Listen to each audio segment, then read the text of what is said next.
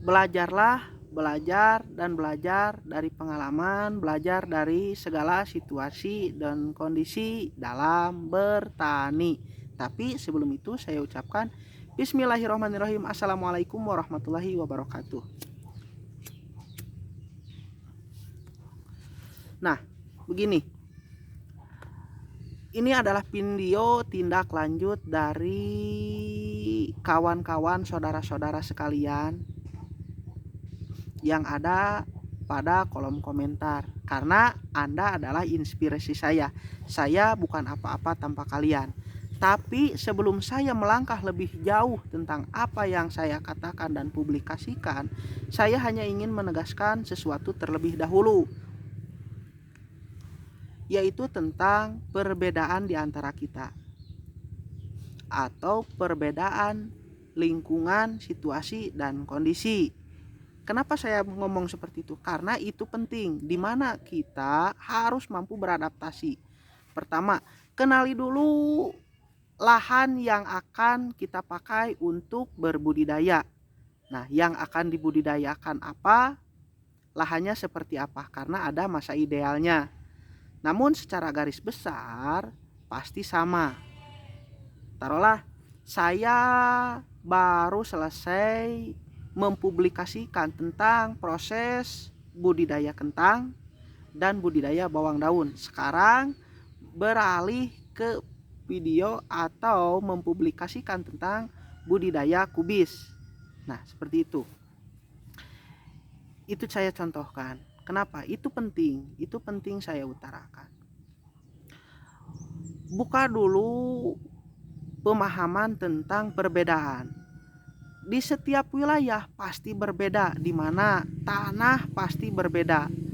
Pasti berbeda. Kondisi, faktor lingkungan, dan dominan apa di wilayah kita yang dibudidayakan. Contoh, di tempat saya yang dominan dibudidayakan adalah pertama, komoditas unggulan yaitu kentang. Yang kedua, kubis. Yang ketiga, wortel. Dan yang keempat itu budidaya bawang daun. Jarang yang menanam tomat, jarang yang menanam cabai, jarang yang menanam porang dan lain sebagainya. Itu sangat jarang. Tapi dominan itu kentang, wortel, kubis, dan bawang daun. Bukan tidak ada hanya saja jarang dilakukan di sini. Pertama, karena kondisi dan wilayah idealnya ditanami sayuran. Nah, mungkin di tempat lain itu tomat, seledri, ataupun porang dan lain sebagainya. Pahami dulu. Apa yang saya publikasikan itu pasti akan berbeda manakala Anda terapkan di wilayah masing-masing, karena mungkin terinspirasi. Itu pikiran positif saya, mungkin terinspirasi. Itu yang jadi landasannya. Pertama, seperti yang saya katakan, itu lahan atau tanah, mungkin unsur haranya berbeda.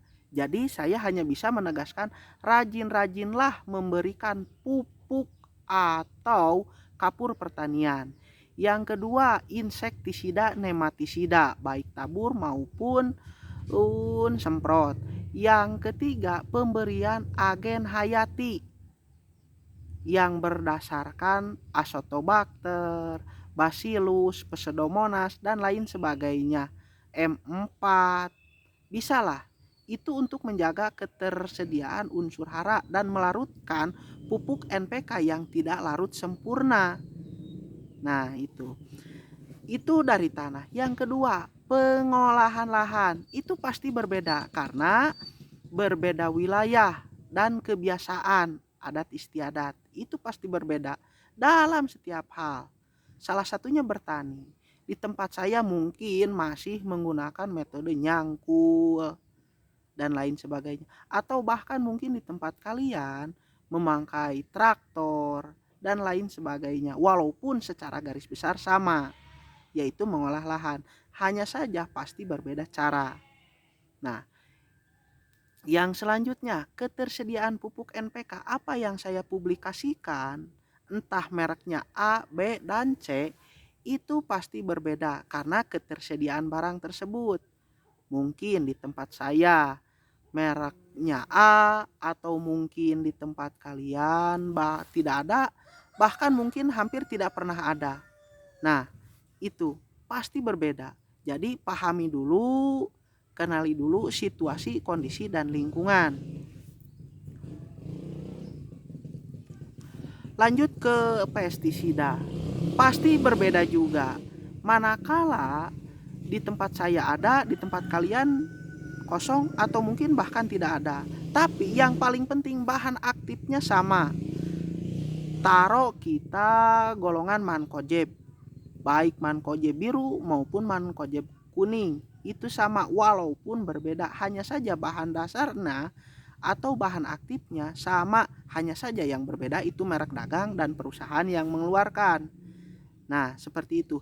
Insektisida punya sama. Apa yang diaplikasikan pada musim kemarau pasti berbeda pada musim hujan.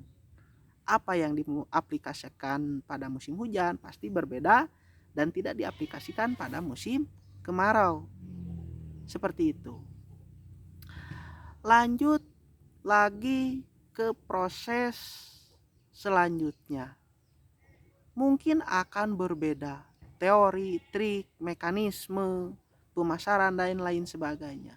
Harga itu pasti berbeda. Yang paling penting adalah kita harus tetap menjaga produktivitas kita sebagai petani. Apalagi sekarang tahun baru, era baru, new normal lah katakan. Karena kemarin baru habis COVID-19, sekarang juga masih hangat dan ramai diperbincangkan. Seperti itu. Saya hanya mau menegaskan seperti itu. Pahami dulu dan kenali dulu. Itu mengapa saya selalu berbicara tentang awasi, kenali, dan cermati. Karena itu akan sangat berpengaruh dan berdampak pada perlakuan dan tindak lanjut perlakuan apa yang akan kita berikan, bagaimana cara kita memberikannya pada tanaman tersebut. Yang paling penting apa yang kita butuhkan, apa yang dibutuhkan tanaman, kita bisa memberikannya secara maksimal walaupun kita tidak pernah tahu. Namun ada ciri fisik tertentu di mana tanaman kurang nitrogen, di mana tanaman kurang potasium dan kalium, seperti itu. Pahami dulu, pasti, karena pasti dan pasti di setiap wilayah itu berbeda. Berbeda wilayah, berbeda lingkungan, itu pasti berbeda. Cara aplikasinya pun pasti berbeda. Hal yang paling penting yang saya tegaskan adalah itu. Jadi pahami ini baik-baik. Pahami dulu, kenali dulu, awasi dulu, cermati dulu. Karena akan sangat berpengaruh pada apa yang akan kita lakukan dan bagaimana kita melakukannya. Tentang apa yang dibudidayakan secara garis besar sama. Mau tomat, mau bawang daun, mau kentang, itu samalah. Kita bertani, bercocok tanam. Dalam artian kita berinvestasi. Adapun kesulitannya seperti apa dan bagaimana, itu hanya sebagai poin penting. Di mana kita harus mampu beradaptasi pada situasi dan kondisi. Seperti itulah. Sebelum video ini saya tutup, saya hanya ingin menegaskan kembali, pahami dulu. Karena pasti dalam setiap berbudidaya, pasti berbeda lingkungan, berbeda situasi dan kondisi. Kondisi tanah, ketersediaan pupuk, cara pengolahan tanah, ketersediaan pupuk kimia, NPK, entah itu subsidi atau non-subsidi, ketersediaan pestisida, dan pemasaran. Kita harus pikirkan baik-baik, tapi jangan terlalu dipikirkan karena kita petani. Pikirkan saja sambil berjalan. Yang penting nikmati dulu proses, langkah demi langkahnya. Belajarlah dari pengalaman. Oke, saya mau lanjut bekerja. Sampai jumpa di lain waktu dan lain video.